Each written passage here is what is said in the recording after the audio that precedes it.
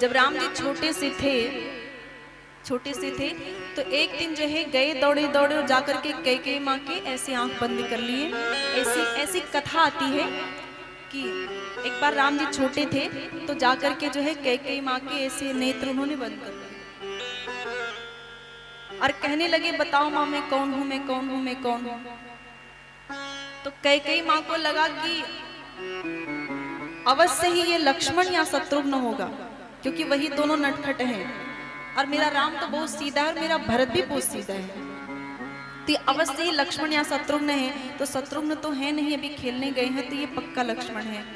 और उन्होंने जो ही बताया कि लक्ष्मण हो आप, तो राम जी जो है ताली बजा करके हंसने लगे, माँ मैं जीत गया, मैं जीत गया, तुम में पहचान नहीं पाई, पहचान नहीं पाई। अब तो तुम्हें उपहार देना पड़ेगा, हमें अब तुम्हें मुझे कुछ देना पड़ेगा।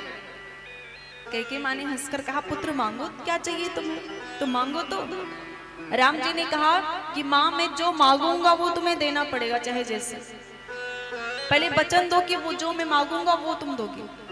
कैकेयी माँ ने कहा पुत्र मांगो तो सही, मेरा राम कुछ मांगे और मैं दूं ना, तुम मांगो। तो राम जी ने कहा लेकिन माँ जो मुझे मांगना है यदि मैंने वो मांग लिया तो तुम्हें विधवा होना पड़ेगा, तुम विधवा हो जाओगे। यह सुन करके कैकेयी माँ अचेत हो गई, लेकिन राम जी ने कहा कि माँ मेरी मांग नहीं बदलेगी। कैकेयी माँ ने अपने हृदय पे पत्थर रख के कहा ठीक है, मैं विधवा होने को तैयार हूं। फिर राम जी ने कहा कि माँ तुझे कलंकित भी होना पड़ेगा। राम जी ने कहा पुत्र मैं तेरे लिए कलंकित होने को भी तैयार हूं, तो बता तुझे क्या चाहिए।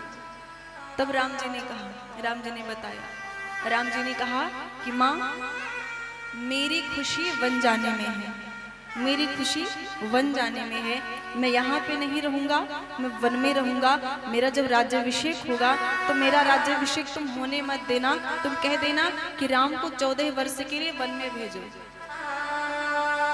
जो कैकेयी माँ राम जी से इतना प्रेम करती हैं कि उनके लिए विधवा होने को तैयार हैं, वो अब कह रहे कि मैं 14 वर्ष के लिए चला जाऊं तो बताओ उस माँ पे क्या बीतेगी। वो अचेत हो गई, बार बार उठती, बार बार अचेत होती और फूट फूट कर रोती और बार बार वो कहती कि राम मैं सब मानने को तैयार हूं पर ये मानने को तैयार नहीं है कि तू 14 वर्ष के लिए वन में जाए, मैं तुझे नहीं भेज सकती।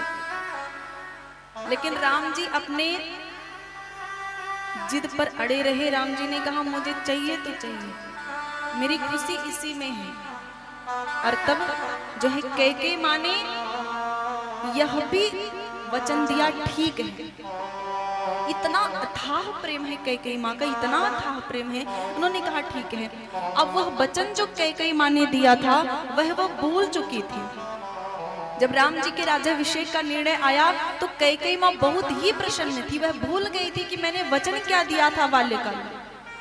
और मंथरा ने कुछ नहीं किया, मंथरा ने कुछ नहीं किया, मंथरा ने आकर केवल स्मरण करा दिया कि कैकेयी तू स्मरण कर, तेरा वचन तू स्मरण कर। तो मंथरा ने आके केवल याद दिलाया। यदि कैकेयी माँ न होती तो रावण का साम्राज्य होता, राक्षसों का साम्राज्य होता। ये कैकेयी माँ महत्वपूर्ण पात्र है। और उन्होंने दशरथ जी से कहा, दो वचन मांगे, तापस वेश विशेषी उदासी, 14 वर्ष राम वनवासी। और पहला वर उन्होंने मांगा,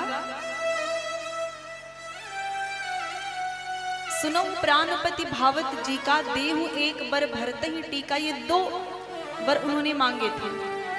और दोनों वर जब दशरथ जी के कान में पड़ा था तो दशरथ जी की जो वेदना थी ना, जो कष्ट था, उसका वर्णन नहीं किया जा सकता।